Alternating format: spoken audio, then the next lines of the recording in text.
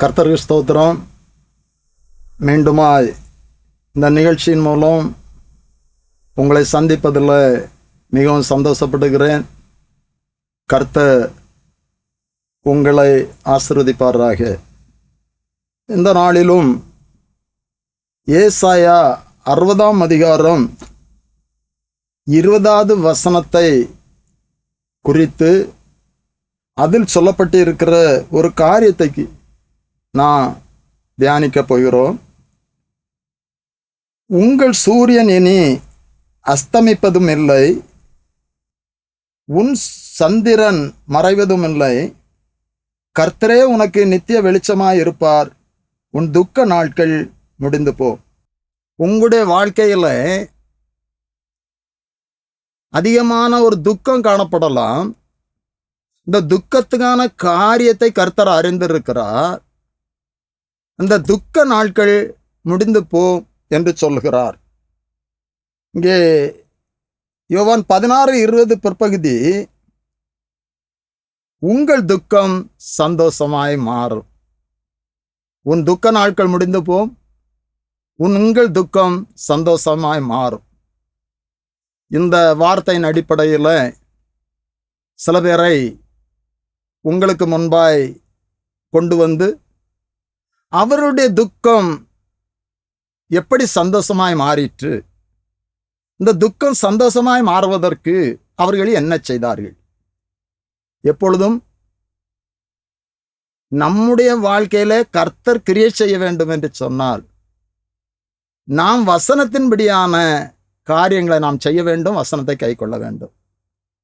முதலாவதாக அந்நாளை நான் உங்களுக்கு நினைவுபடுத்த விரும்புகிறேன். 1 சாமுவேல் 1ஆம் அதிகாரம் 18வது வசனத்துல இப்படியாய் சொல்லப்பட்டு இருக்கிறது. அந்நாள் அந்த ஸ்திரீ புறப்பட்டு போய் போஜனம் செய்தாள், அப்புறம் அவள் துக்கமுகமாய் இருக்கவில்லை. அப்படி என்று சொன்னா, அப்புறம் அவள் துக்கமுகமாய் இருக்கவில்லை, அவளுடைய துக்கம் சந்தோஷமாய் மாறிற்று. அந்நாளை குறித்து நாம் எல்லாரும் நன்றாய் அறிந்திருக்கிறோம். அந்நாளுடைய வாழ்க்கையிலே குழந்தை பாக்கியம் இல்லாத காரணத்தினால் அவளுடைய வாழ்க்கை மிகவும் துக்கமாய் காணப்பட்டது. அவள் அழுது கொண்டிருந்தா என்று சொல்லி பார்க்கிறோம். இந்த வசனத்தை கேட்டுக்கொண்டு இருக்கிற உங்களுடைய வாழ்க்கையிலே துக்கத்திற்கு ஏதாவது ஒரு காரியம் இருக்கலாம். ஒருவேளை அது குழந்தை பாக்கியமாக கூட இருக்கலாம். அங்கே அன்னாளுடைய துக்கத்தை சந்தோஷமாய் மாற்றிய கருத்து இன்று உங்களுடைய துக்கத்தை சந்தோஷமாய் மாற்றப் போகிறார். உங்கள் துக்கம் சந்தோஷமாய் மாறும் என்று சொன்னார். இயேசு கிறிஸ்து வார்த்தையில் மாறாதவர்.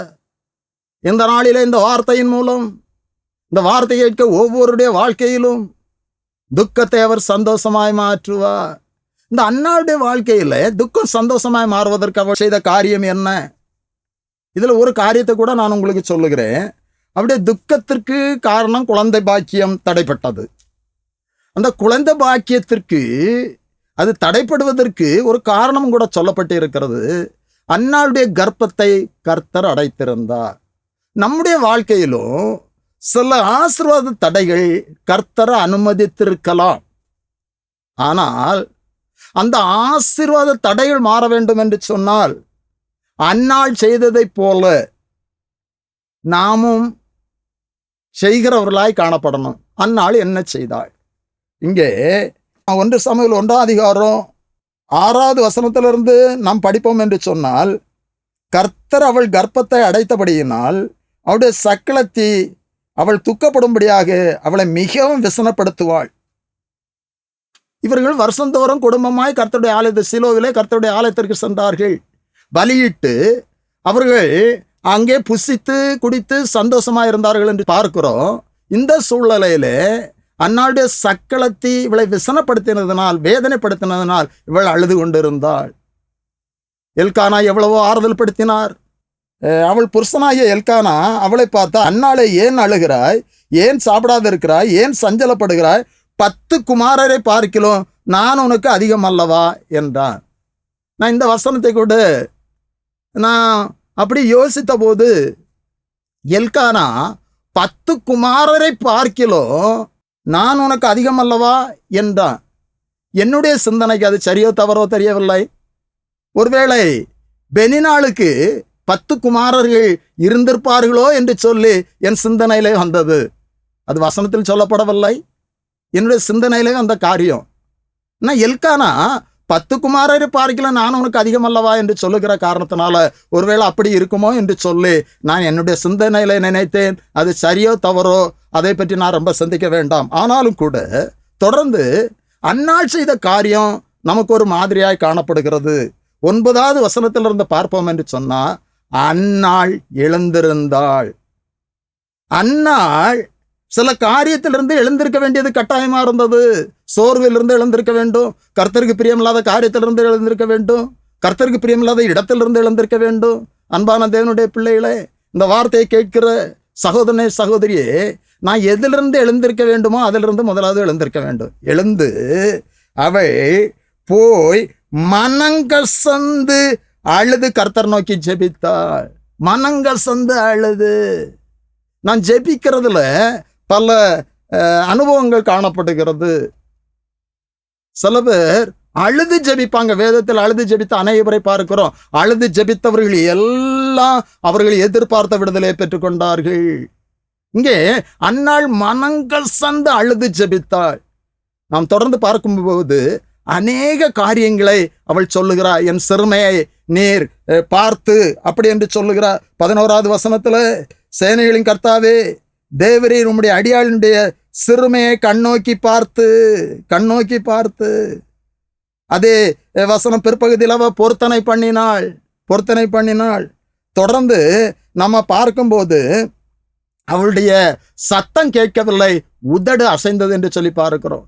இப்பொழுது அங்கே இருக்கிற ஊழியர் ஏலி அன்னாளுடைய அனுபவத்தை புரிந்து கொள்ளாமல் அவர் சொல்லுகிறார், அவளை நோக்கி 14வது வசனம், அவளை நோக்கி நீ எதுவரைக்கும் வெறுத்திருப்பாய், உன் குடியை உன்னை விட்டு விலக்கு என்றார்.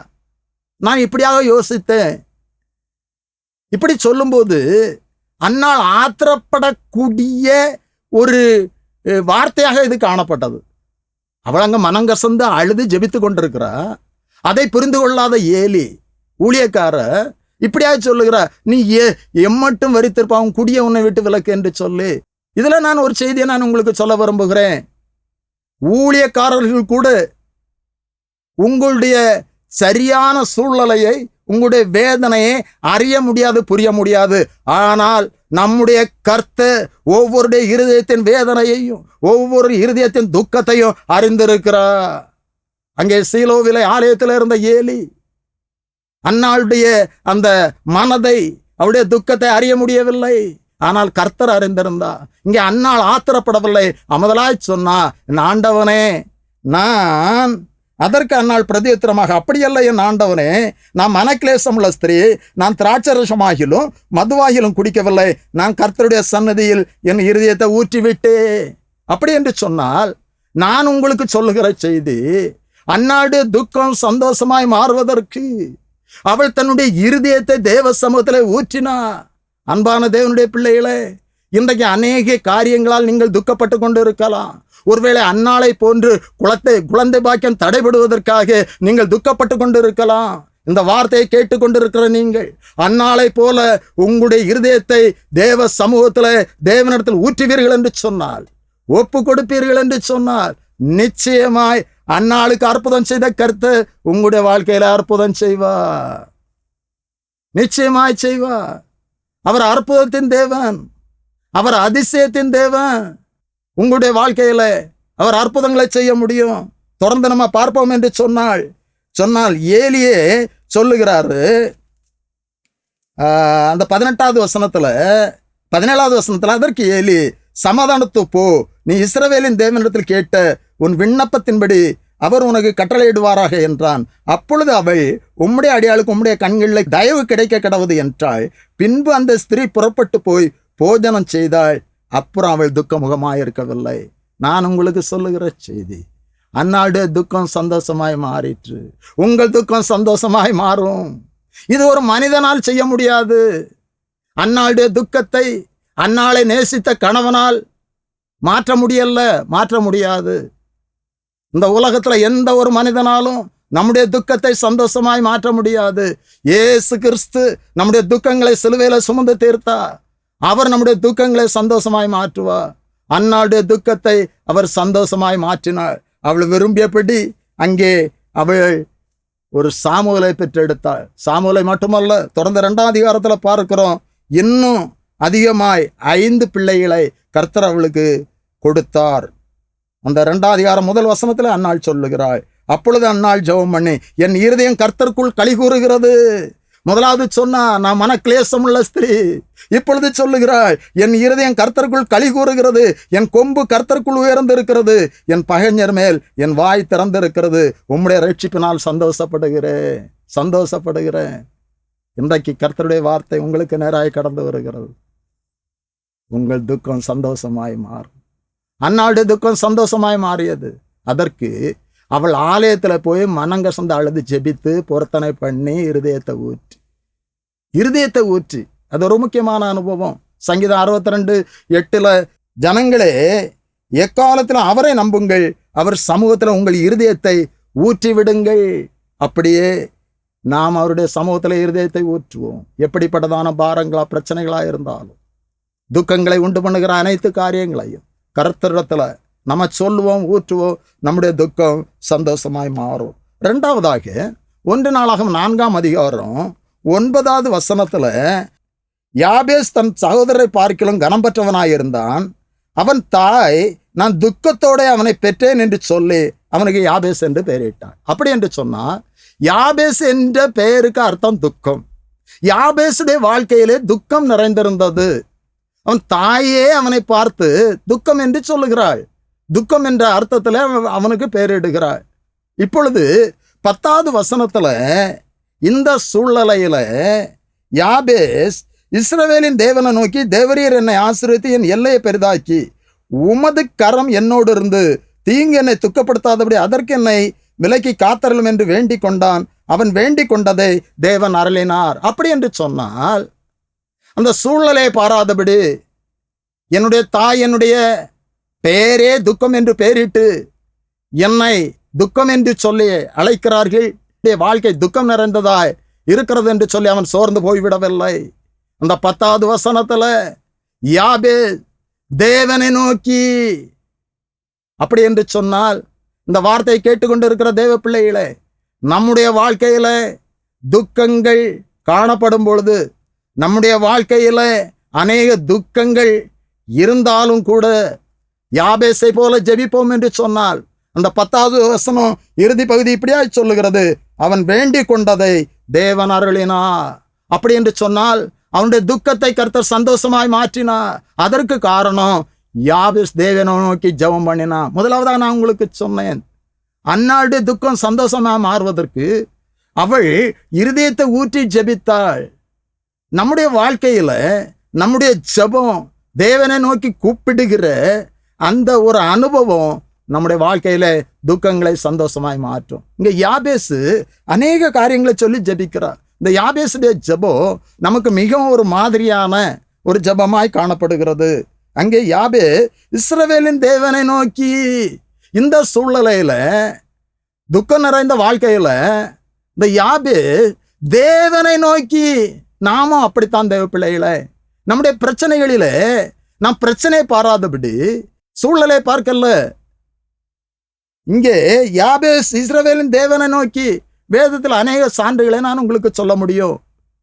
ஆசார் ராஜா தனக்கு எதிராக பெரிய படை வந்தபோது தன்னால் எதிர்த்து நிற்க முடியாத சூழ்நிலையில 2 நாளாகமம் 14ஆம் அதிகாரம் 11வது வசனத்துல அவர் இப்படியாய் சொல்லுகிறாரு, ஆசா தன் தேவனாகிய கர்த்தரை நோக்கி கூப்பிட்டு, கர்த்தாவே பலன் உள்ளவனுக்காயிலும் பலன் அற்றவனுக்காயிலும் உதவி செய்து உமக்கு லேசான காரியம். இப்படியாக உங்க ஒரு ஜெபத்தை ஏறெடுக்கிறார். அங்கே கர்த்தர் ஆசார் ராஜாவுக்கு எதிராய் வந்த படைகளை அவர் முறியடித்தார். அதற்கு காரணம், அந்த சூழலை ஒரு மனிதனை நாடி ஓடவில்லை, மற்ற ராஜாக்களை தேடி போகவில்லை, நம்முடைய ராஜாவாகிய கர்த்தரை தேடினார். அங்கே அந்த வசனம், ஆசா தன் தேவனாகிய கர்த்தர் நோக்கி கூப்பிட்டு, கர்த்தாவே பலன் உள்ளவனுக்காயிலும் பலன் அற்றவனுக்காயிலும் உதவி செய்து உமக்கு லேசான காரியம், அவருக்கு லேசான காரியம். அன்பான தேவனுடைய பிள்ளைகளே, நம்முடைய வாழ்க்கையில அவர் உதவி செய்வதற்கு அவருக்கு லேசான காரியம். எப்படிப்பட்ட பிரச்சனையாக இருந்தாலும் அதை மாற்றுவதற்கு அவருக்கு லேசான காரியம். இங்கே யாபேஸ் அதைத்தான் அவன் விசுவாசித்து இஸ்ரவேலின் தேவனை நோக்கி, தேவரீர் என்னை ஆசீர்வதித்து, தேவரீர், என்னுடைய தாய் என்னை ஆசீர்வதிக்க முடியாது, மனிதர்கள் என்னை ஆசீர்வதிக்க முடியாது. நம்முடைய வாழ்க்கையில அப்படித்தான் தேவ பிள்ளைகளே, மனிதர்களுடைய சில உதவிகள் நமக்கு வரலாம், அதுவும் தேவ கிருபை இருந்தால். ஆனால் ஒரு உண்மையான மெய்யான ஒரு ஆசீர்வாதம் கர்த்தரிடத்திலிருந்து தான் வர வேண்டும். நீதிமொழிகள் 10:22 இப்படியா சொல்லுகிறது, கர்த்தருடைய ஆசீர்வாதமே ஐஸ்வர்யத்தை தரும், அதனுடைய வேதனையை கூட்டார். அப்படி என்று சொன்னால் இந்த உலக பிரகாரமான சில ஆசீர்வாதங்களோடு கூட வேதனை வரலாம். ஆனால் கர்த்தருடைய ஆசீர்வாதம் கடந்து வரும்போது அதுல வேதனை வராது, இருக்காது. இங்கே தேவரீர் நீர் என்னை ஆசீர்வதித்து என் எல்லையை பெரிதாக்கி, எல்லையை பெரிதாக்கி. ஏசாயா 52:3 நீ வலது புறம் இடது புறம் இடம் கொண்டு பெருகுவாய் என்று சொல்லப்பட்டு இருக்கிறது. அப்படியே என் எல்லையை பெரிதாக்க வேண்டும் என்று சொல்லி கேட்கிறார். எல்லையை பெரிதாக்கி உமது கரம் என்னோடு இருந்து, உமது கரம் என்னோடு இருந்து. இந்த உலகத்துல யார் என்னோடு இருக்கிறார்களோ இல்லையோ, இந்த வார்த்தை கேட்கிற சகோதரா சகோதரி, உங்களை நேசித்தவர்கள் உங்களை வெறுக்கலாம், அன்பாயிருந்தவர்கள் இன்றைக்கு நம்மை விட்டு விலகி இருக்கலாம். ஆனால் ஒன்றை நான் உங்களுக்கு சொல்லுகிறேன், இயேசு கிறிஸ்து நேற்றும் இன்றும் என்றும் மாறாதவர். அவர் நம்மோடு இருக்கிறார், நம்மை நேசிக்கிறார். அதனால் தான் யாபேசு சொல்லுகிறார், உம்முடைய கரம் என்னோடு இருந்து. வேதத்தில் நாம் வாசிக்கிறோம், எஸ்ரா நெகேமியாவோடு கர்த்தருடைய கரம் இருந்தது, அவர்கள் செய்ததெல்லாம் வாய்த்தது, அவர்கள் மிகவும் ஆசீர்வதிக்கப்பட்டார்கள். அப்படி என்று சொன்னால் இந்த யாபேசுடைய ஜெபத்தை போல நாமும் ஜெபிக்கும் பொழுது அவருடைய கரம் நம்மோடு இருக்கும் என்று சொன்னா அது பெரிய காரியங்களை செய்யும். அல்லேலூயா. நீதிமானுடைய கூடாரங்களில் ரட்சிப்பின் கெப்பீர் சத்தம் உண்டு, அவருடைய வலதுகரம் பராக்கிரமம் செய்யும் என்று சொல்லப்பட்டு இருக்கிறது. அவருடைய கரம் பராக்கிரமம் செய்யும் கரம், நம்மோடு அவருடைய கரம் இருக்க வேண்டும். இங்க யாபேசு, தேவரே உம்மது கரம் என்னோடு வந்து தீங்கு என்னை துக்கப்படுத்தாதபடி, இனி தீங்கை காணாதிருப்பா என்று சொல்லி செப்பனியா 3:15 நாம் வாசிக்கிறோம். இங்கே தீங்கு என்னை துக்கப்படுத்தாதபடி. இன்றைக்கு உலகத்தில் அநேக தீங்குகள் காணப்படுகிறது தேவ பிள்ளைகளே, எதிர்பாராத விபத்துகள், கொள்ளை நோய்கள், அப்படிப்பட்டதான அந்த தீங்குகள் நம்மை தொடராதபடி கர்த்தர் நம்மை பாதுகாக்க வல்லவர். இங்கே தீங்கு என்னை துக்கப்படுத்தாதபடி அதற்கு விலக்கி காத்தரலும் என்று வேண்டிக் கொண்டான். அவன் வேண்டிக் கொண்டதை தேவன் அருளினார். அப்படி என்று சொன்னால் அவனுடைய துக்கம் சந்தோஷமாய் மாறியது. யாபேசுடைய துக்கம் சந்தோஷமாய் மாறுவதற்கு காரணம் அவன் தேவரீர் என்னை ஆசீர்வதித்து கர்த்தர் நோக்கி ஜெபித்தான்.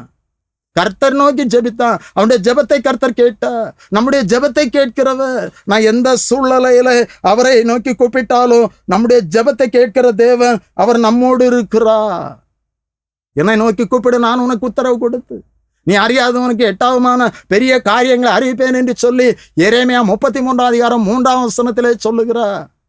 இந்த வார்த்தை கேட்கிற உங்களுடைய வாழ்க்கையில காணப்பட்ட துக்கங்கள் மாற வேண்டும் என்று சொன்னார், துக்கங்கள் சந்தோஷமாய் மாற வேண்டும் என்று சொன்னார். அன்னாள் ஜெபித்தாள், அவருடைய துக்கம் சந்தோஷமாய் மாறியது. இங்க யாபேசு ஜெபித்தா, அவருடைய துக்கம் சந்தோஷமாய் மாறியது. ஜெபம் என்கிற ஒரு ஆயுதத்தை கர்த்தர் நமக்கு தந்திருக்கிறார். நான் எப்பொழுதும் சொல்லுகிறது, நம்முடைய ஜெப நேரத்தை இந்த உலக காரியங்கள் கொள்ளையிடக்கூடாது. இன்றைக்கு அநேகருடைய வாழ்க்கையில அதிகமான நேரத்தை வீணாக்குகிறது. எப்பொழுது பார்த்தாலும் செல்லோடு இருக்கிற அநேக பேரை நான் பார்த்திருக்கிறேன். வாலிப பிள்ளைகள் எப்பொழுதும் செல்லோடு இருக்கிறார்கள். அது நிமித்தம் அநேக பாவத்திற்கு அடிமைப்பட்டு கிடக்கிறார்கள். உங்களுடைய நேரம் கர்த்தர் கிருபையாய் தந்திருக்கிற நேரம் வீணாக கூடாது. அந்த நேரத்துல நான் அவரோடு பேசுகிறவர்களாய் காணப்பட வேண்டும். நம்முடைய துக்கம் சந்தோஷமாய் மாறும். 3ஆவதாக ஒரு காரியத்தை நான் உங்களுக்கு சொல்ல விரும்புகிறேன். எஸ்தர் 4ஆம் அதிகாரத்துல 1 வசனத்திலிருந்து நாம படிப்போம் என்று சொன்னால், அங்கே யூத ஜனங்கள் மத்தியில பெரிய ஒரு துக்கம் உண்டாயிற்று. அதற்கு காரணம் ஆமான் யூத ஜனங்களுக்கு எதிராய் சூழ்ச்சியாக அங்கே ராஜாவிடத்தில் சில காரியங்களை சொல்லி யூத ஜனங்கள் அழிக்கப்பட வேண்டும் என்று சொல்லி ஒரு உத்தரவு பிறப்பிக்கப்பட்டது. எஸ்தர் 3ஆம் அதிகாரம் 15வது வசனத்தின் பிற்பகுதி, ராஜாவும் ஆமானும் குடிக்க உட்கார்ந்தார்கள். சூசா நகரம் கலங்கிற்று. 4ஆம் அதிகாரத்தில் நம்ம படிக்கிறோம், நடந்த யாவற்றையும் மொர்தெகாய் அறிந்தபோது, 4ஆம் அதிகாரம் முதல் வசனம், நடந்த யாவற்றையும் மொர்தெகாய் அறிந்தபோது மொர்தெகாய் தன் வஸ்திரங்களை கிழித்து ரெட்டுடுத்தி சாம்பல் போட்டுக்கொண்டு நகரத்தின் நடுவே புறப்பட்டு போய் துயரமுள்ள மகா சத்தத்துடனே அலறிக்கொண்டு. 3வது வசனம் இப்படியா சொல்லுகிறது, ராஜாவின் உத்தரவும் அவனுடைய கட்டளையும் போய் சேர்ந்த ஒவ்வொரு நாட்டிலும் ஸ்தலத்திலும் உள்ள யூதர்களுக்குள்ளே மகா துக்கமும் உபாசமும் அழுகையும் புலம்பலும் உண்டாயிற்று, துக்கம் உண்டாயிற்று. இந்த துக்கம் எப்படி சந்தோஷமாய் மாறியது? அதுதான் செய்தி. 2 காரியத்தை நான் உங்களுக்கு சொன்னேன். அன்னாளுடைய துக்கம் சந்தோஷமாய் மாறியது, யாபேசுடைய துக்கம் சந்தோஷமாய் மாறியது. உங்கள் துக்கம் சந்தோஷமாய் மாறும். இங்கே யூத ஜனங்கள் மத்தியில பெரிதான ஒரு துக்கம். இப்பொழுது மொர்தெகாயுடைய இந்த சூழ்நிலை, மொர்தெகாயுடைய காரியங்கள் எஸ்தர் அறிகிறாள். அப்பொழுது மொர்தெகாய்க்கு வஸ்திரங்களை கொடுத்து அனுப்புகிறாள். மொர்தெகாய் அதை ஏற்றுக்கொள்ளவில்லை. இப்போ ஆத்தாகு என்கிற ஒரு பிரதானியை நியமித்து மொர்தெகாயோடு எஸ்தர் பேசுகிறார். அந்த காரியங்களை நாம் அறிந்திருக்கிறோம். இங்கே மொர்தெகாய் அந்த பிரதானி இடத்துல சொல்லுகிற காரியம், எஸ்தர் ராஜாவிடத்தில் இந்த காரியத்தை குறித்து பேச வேண்டும் என்று சொல்லி அந்த உத்தரவுடைய நகலையும் கொடுத்து அனுப்புகிறான். இப்போ எஸ்தர் சொல்லுகிறா, அழைக்கப்பட்டால் ஒழிய நான் முற்றத்தில் போக முடியாது, செங்கோலை நீட்டினால் ஒழிய யாரா இருந்தாலும் அவர்கள் கொல்லப்பட வேண்டும் என்று சொல்லி ஒரு சட்டம் உண்டு என்று சொல்லி இன்னும் வேதனையோடு கூட மொர்தெகாய் சொல்லுகிறா, நீ இந்த காலத்தில் மௌனமாக இருந்தாயானா என்று சொல்லி. இந்த காரியத்தை குறித்து எஸ்தருக்கும் உள்ளத்தில் பாரங்கள் ஏற்பட்டது. இப்பொழுது எஸ்தர் ஒரு காரியத்தை சொல்லுகிறாள். 4ஆம் அதிகாரம் 16வது வசனத்தில், நீர் போய் சூசானில் இருக்கிற யூதரை எல்லாம் கூடி வரச் செய்து 3 நாள் அல்லும் பகலும் புசியாமலும் குடியாமலும் இருந்து எனக்காக உபவாசம் பண்ணுங்கள். இதில் ஒரு காரியத்தை நான் யோசித்தேன். இப்பொழுது எஸ்தர் சொல்லுகிறது, இந்த காரியத்திற்காக நீங்கள் உபவாசம் பண்ணுங்கள் என்று சொல்லல, எனக்காக உபவாசம் பண்ணுங்கள் என்று சொல்லுகிறார். ஏன் என்று சொன்னால், எஸ்தர் ராஜாவிடத்தில் பிரவேசிக்க வேண்டும் என்று சொன்னால் கர்த்தருடைய கண்களில் தயவு கிடைக்க வேண்டும், கர்த்தர் ராஜாவோடு பேச வேண்டும். ராஜாவிடத்தில் பிரவேசிப்பதற்கு, இந்த காரியத்தை குறித்து சொல்லுவதற்கு எஸ்தருக்கு ஒரு வாய்ப்பு கிடைத்ததானால் அவள் சொல்லி காரியத்தை புரிய வைத்து இதிலிருந்து யூத ஜனங்களுக்கு ஒரு விடுதலை பெற முடியும் என்று சொல்லி அவள் நினைத்தார். ஆனால் அதற்கு அனுமதி வேண்டும். அதற்காக தான் உபவாசிக்க சொல்லுகிறார். அந்த காரியத்தை நாம் புரிந்து கொள்ள வேண்டும். இப்பொழுது இங்கே உபவாசித்து ஜெபிக்கிறார்கள். நான் அந்த எஸ்தர் அந்த வசனத்தில் சொல்லுகிறது, உபவாசம் பண்ணுவோம், இவ்விதமாய் சட்டத்தை மீறி ராஜாவிடத்தில் பிரவேசிப்பேன், நான் செத்தாலும் சாகிறேன் என்று சொன்னாள். அப்பொழுது மொர்தெகாய் புறப்பட்டு போய் எஸ்தர் தனக்கு கற்பித்தபடியெல்லாம் செய்தான். இப்பொழுது 3 நாள் உபவாச கூட்டம், உபவாசம் அங்கே நடக்கிறது. 5ஆம் அதிகாரத்தில் பார்க்கிறோம். அவள் அங்கே ராஜாவிடத்தில் போகிறார். இந்த ஜெபம், 3 நாள் இந்த உபவாச ஜெபம் அங்கே ஒரு பெரிய மாற்றத்தை கொண்டு வந்தது. தேவ பிள்ளைகளே, நான் உங்களுக்கு சொல்லுகிறேன், நம்முடைய வாழ்க்கையில துக்கங்கள் சந்தோஷமாய் மாற வேண்டும் என்று சொன்னார் நான் ஜெபிக்க வேண்டும், உபவாசித்து ஜெபிக்க வேண்டும், உபவாசித்து ஜெபிக்க வேண்டும். உபவாசித்து ஜெபிக்கும் பொழுது அவர் காலங்களையும் சமயங்களையும் மாற்றுகிற கருத்து. அங்கே தானியேலை குறித்து நாம் தியானித்திருக்கிறோம். தானியேல் கொல்லப்பட வேண்டும், தானியேல் உடன் இருக்கிற ஞானிகள் கொல்லப்பட வேண்டும் என்று சொன்ன பொழுது இரக்கம் கேட்பதற்காக தானியேல் தேவ சமூகத்தில் ஜெபித்தா. அங்கே தானியேலுக்கு தரிசனத்தில் சொப்பனமும் அர்த்தம் வெளிப்பட்டது. தானியேல் சொல்லுகிறார், அவர் காலங்களையும் சமயங்களையும் மாற்றுகிற கர்த்தர். இங்கே அப்படித்தான். இங்கே இவர்களுக்கு எதிராய் யூதர்கள் கொல்லப்பட வேண்டும் என்று சொல்லி ஒரு சட்டம் பிறப்பிக்கப்பட்ட சூழ்நிலையில அந்த காலத்துல இவர்கள் உபவாசித்து ஜெபித்த பொழுது ராணி எஸ்தர் ராணி ராஜாவிடத்தில் போகிறாள். அங்கே அவர் பொற்செங்கோலை நீட்டுகிறார். ராஜாத்திய உனக்கு என்ன வேண்டும் என்று கேட்கிறார். அந்த தொடர்ந்து நாம படிப்போம் என்று சொன்னால் காரியத்தை சொல்லுகிறாள். சூழ்நிலையே மாற்றப்படுகிறது. இது யார் இப்படி செய்தது என்று சொல்லி அங்கே ராஜா கேட்டு அந்த சட்டத்தை மாற்றுவதற்கு அந்த யூத ஜனங்களுக்கு எதிராய் பிறப்பிக்கப்பட்ட அந்த சட்டம் ரத்து செய்யப்படுகிறது. இப்பொழுது யூத ஜனங்கள் மத்தியில பெரிய ஒரு சந்தோஷம். இந்த 3ஆம் அதிகாரத்தில் பார்க்கிறோம், எங்கும் துக்கம், எங்கும் துக்கம். அந்த துக்கம் சந்தோஷமாய் மாறிட்டு. அதற்கு காரணம் அவருடைய உபவாச ஜெபம். அதில் ஒரு காரியத்தை கூட நான் உங்களுக்கு சுட்டிக்காட்ட விரும்புகிறேன். இங்கே 5ஆம் அதிகாரத்துல ஒரு காரியம் நடக்கிறது. 6ஆம் அதிகாரத்துல 5ஆம் அதிகாரத்துல எஸ்தர் ராணி முழுமையாய் காரியத்தை சொல்லவில்லை. ஆமானும் ராஜாவும் நான் பண்ணுகிற விருந்திலே கடந்து வர வேண்டும் என்று சொல்லி வேண்டுகிறார். இப்பொழுது ஆமான் சந்தோஷத்தோடு வீட்டுக்கு செல்லுகிறார். அங்கே வீட்டில் போய் நண்பர்களோடு மனைவியோடு ஆலோசனை பண்ணி முருதையாய்க்கு ஒரு தூக்கு மரத்தை உண்டு பண்ணுகிறார்கள்.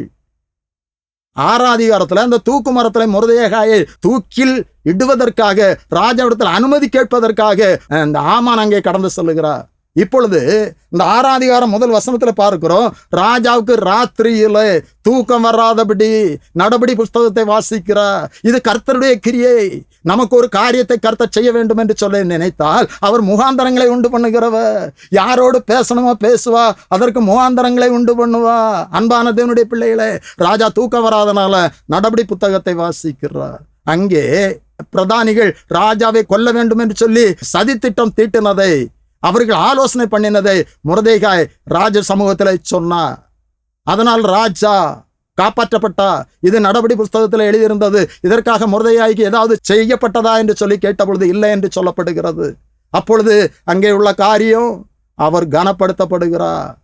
இங்கே முருதைகாய் கனப்படுத்தப்படுகிறார், ஆமான் தாழ்த்தப்படுகிறார். தொடர்ந்து நம்ம பார்க்கிறோம் 8ஆம் அதிகாரம் 15வது வசனத்துல இந்த பிற்பகுதியில இந்த சூசான் நகரம் ஆர்ப்பரித்து மகிழ்ந்தது. முதலாவது கலங்கிய சூசான் நகரம் ஆர்ப்பரித்து மகிழ்ந்தது. 9ஆம் அதிகாரம் 21வது வசனத்துல நாம படிப்போம் என்று சொன்னால் அங்கே சொல்லப்பட்டு இருக்கிறது, அந்த பிற்பகுதியில அவர்கள் சஞ்சலம் சந்தோஷமாகவும் அவர்கள் துக்கம் மகிழ்ச்சியாகவும் மாறின மாதமாகவும் ஆசரித்து என்று சொல்லப்பட்டு இருக்கிறது. அப்படி என்று சொன்னார். இதன் மூலம் நான் உங்களுக்கு சொல்லுகிற செய்தி, யூத ஜனங்கள் மத்தியிலே வந்த அந்த பெரிதான துக்கம், அது எங்கும் துக்கம் காணப்பட்டது. அந்த துக்கம் சந்தோஷமாய் மாறிற்று. உங்கள் துக்கம் சந்தோஷமாய் மாறும். இதற்கு முக்கியமாக எஸ்தர் அங்கே காரணமாக காணப்படுகிறார். எஸ்தர் உபாசித்து ஜெபித்த பொழுது, ஜனங்களும் ஜெபித்த பொழுது அந்த துக்கம் சந்தோஷமாய் மாறிற்று. இதன் மூலம் நான் உங்களுக்கு சொல்லுகிற செய்தி, உங்களுடைய குடும்பத்திலே காணப்படுகின்ற துக்கம் சந்தோஷமாய் மாற வேண்டும் என்று சொன்னார். உபாசித்து ஜெபியுங்கள், உங்கள் மூலம் உங்களுடைய வாழ்க்கையிலும் குடும்பத்திலும் காணப்படுகின்ற துக்கங்கள் சந்தோஷமாய் மாறும். 3 காரியங்களை நான் உங்களுக்கு சொன்னேன். இன்றைக்கு கர்த்தர் நம்மோடு சொல்லுகிறது, உங்கள் துக்கம் சந்தோஷமாய் மாறும். இங்கே முதலாவது அன்னாளுடைய துக்கம் சந்தோஷமாய் மாறியது, அவள் ஜெபித்த காரணத்தினால். யாபேசுடைய துக்கம் சந்தோஷமாய் மாறியது, அவர் ஜெபித்த காரணத்தினால். 3வதாக அங்கே யூத ஜனங்கள் மத்தியில் பெரிதான ஒரு துக்கம், அந்த துக்கம் சந்தோஷமாய் மாறுவதற்கு எஸ்தர் முக்கிய காரணமாய் காணப்படுகிறாள். நான் மீண்டும் உங்களுக்கு சொல்லுகிறேன், உங்களுடைய துக்கம், உங்களுடைய குடும்பத்தின் துக்கம் சந்தோஷமாய் மாறுவதற்கு உங்களை கர்த்தர் பயன்படுத்த போகிறார். இந்த வார்த்தையை கேட்கிற சகோதரா சகோதரி, உங்களை பயன்படுத்த போகிறார். உங்கள் மூலம் உங்களுடைய குடும்பத்தில் காணப்பட்ட துக்கம் சந்தோஷமாய் மாறும். கர்த்தர் உங்களை ஆசீர்வதிப்பார். நான் ஜெபிப்போம். உங்கள் துக்கம் சந்தோஷமாய் மாறும் என்று சொன்ன எங்கள் பரிசுத்த பரலோகத்தின் பிதாவே, ஆசீர்வாதமான இந்த வேலைக்காக உமக்கு ஸ்தோத்திரம். இந்த நேரத்திலும் உம்முடைய வார்த்தையின்படி, இந்த வசனத்தை கேட்ட வார்த்தை கேட்ட ஒவ்வொருடைய வாழ்க்கையிலும் துக்கத்தை சந்தோஷமாய் மாற்றும்படியாய் உம்முடைய சமூகத்திலே கெஞ்சி ஜெபிக்கிறேன் அப்பா. உம்முடைய பிள்ளைகளுடைய துக்கங்களுக்கு காரணத்தை நீர் அறிந்திருக்கிறீரப்பா. கர்த்தாவே, அன்னாளுக்கு குழந்தை பாக்கியம் தடைப்பட்ட பொழுது அவள் துக்கமாயிருந்தாள், அவளுடைய வாழ்க்கை துக்கமாயிருந்தது. யாபேசுடைய வாழ்க்கையில துக்கம் நிறைந்திருந்தது. யூத ஜனங்கள் மத்தியில யூத ஜனங்கள் அழிக்கப்பட வேண்டும் என்று சொல்லி சட்டம் பிறப்பிக்கப்பட்ட பொழுது எங்கும் துக்கமாய் காணப்பட்டது. இவருடைய துக்கங்களை எல்லாம் சந்தோஷமாய் மாற்றினீரப்பா. அப்படியே இந்த வார்த்தையை கேட்ட ஒவ்வொருடைய வாழ்க்கையிலும் குடும்பத்திலும் காணப்படுகின்ற துக்கங்களை சந்தோஷமாய் மாற்றும். அதற்கான காரணங்களை அறிந்திருக்கிற கர்த்தர், துக்கங்களை உண்டு பண்ணுகிற காரியங்கள் இப்பொழுதே இயேசுவின் நாமத்தில் மாறட்டும். தடைகள் இயேசுவின் நாமத்தில் மாறட்டும். ஒவ்வொருடைய வாழ்க்கையில நீர் கிரியை செய்வதற்காக நன்றி. துக்கங்களை சந்தோஷமாய் மாற்றுவதற்காக நன்றி. மீட்பர் இயேசு கிறிஸ்துவின் ஜெபிக்கிறோம் நல்ல பிதாவே, ஆமேன்.